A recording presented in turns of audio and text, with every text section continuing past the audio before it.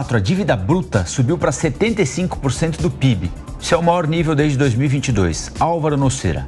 A dívida pública brasileira registrou alta no mês de janeiro e chegou a 75% do PIB, segundo o Banco Central. O aumento foi de 0,7 ponto percentual em comparação com dezembro do ano passado. A relação dívida-PIB serve como parâmetro econômico para atrair investidores. Quanto menor esta relação, mais confiança o país apresenta para o cenário externo.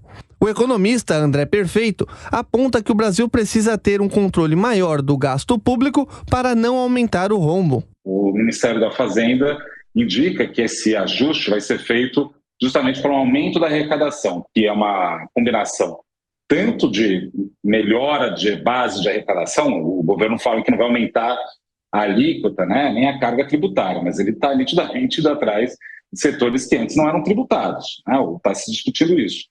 Mas na medida que o PIB cresce, e a perspectiva é que se suba o PIB em 2024, mais um pouco, né, estou projetando em torno de 2%, isso faz aumentar a arrecadação, mas mais do que isso, aumentar o PIB, a base de comparação da relação dívida-PIB melhora. Com um desempenho recorde da arrecadação federal, o setor público consolidado apresentou um superávit primário de 102 bilhões de reais em janeiro. Já as empresas estatais tiveram um déficit de 1 bilhão e 600 milhões. O economista afirma que para o PIB crescer mais e poder reduzir a relação com a dívida, o Brasil precisa corrigir os rumos. A gente tem visto aí um crescimento que ainda encontra dificuldades, especialmente no investimento privado, a formação bruta de capital fixo, nitidamente a gente tem um problema ali, e também na indústria. A indústria não conseguiu engatar ainda uma situação mais benigna.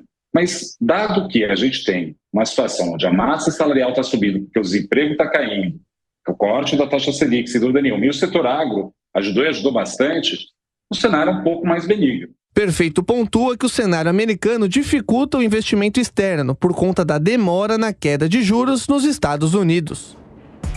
9 horas e 56 minutos. O principal dado a gente observar aí, não sei se você concorda, Gani, é a tendência, né? É a tendência, exatamente. Qual é a tendência? A tendência é crescente. Se a gente olhar na comparação mensal, veio de 74,3% para 75% de endividamento bruto. Pode parecer pouca coisa, mas em termos de dinheiro, de bilhões de reais, é bastante coisa.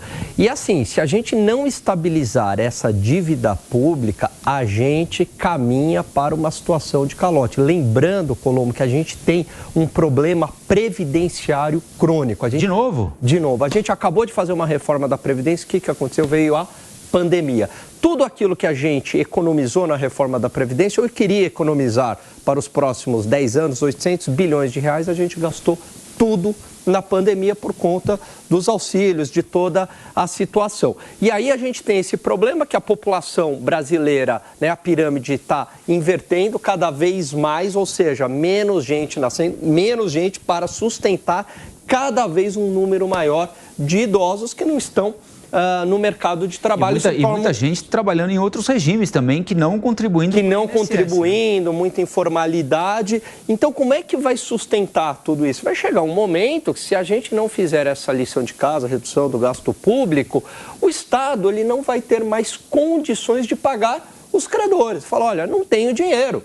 Hoje, o Estado ele emite dívida para pagar os credores. Então, ele emite uma nova dívida de longo prazo, pega aquele dinheiro e paga a dívida que está para vencer. Vai chegar num momento que esse mecanismo não vai dar. E aí é o quê? É o calote. Quando há uma situação de calote da dívida pública... Mas isso não está no horizonte. Não, ainda não.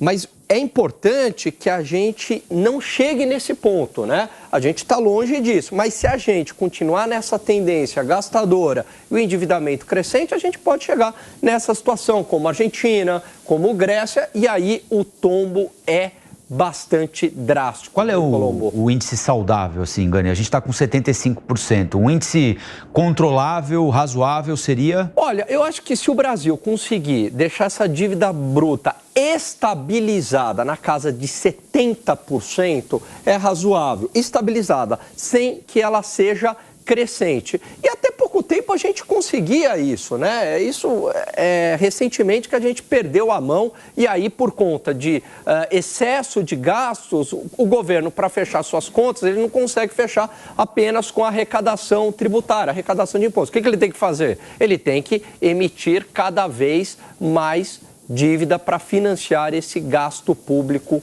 excessivo, esse Estado inchado que é o Estado brasileiro, Colombo.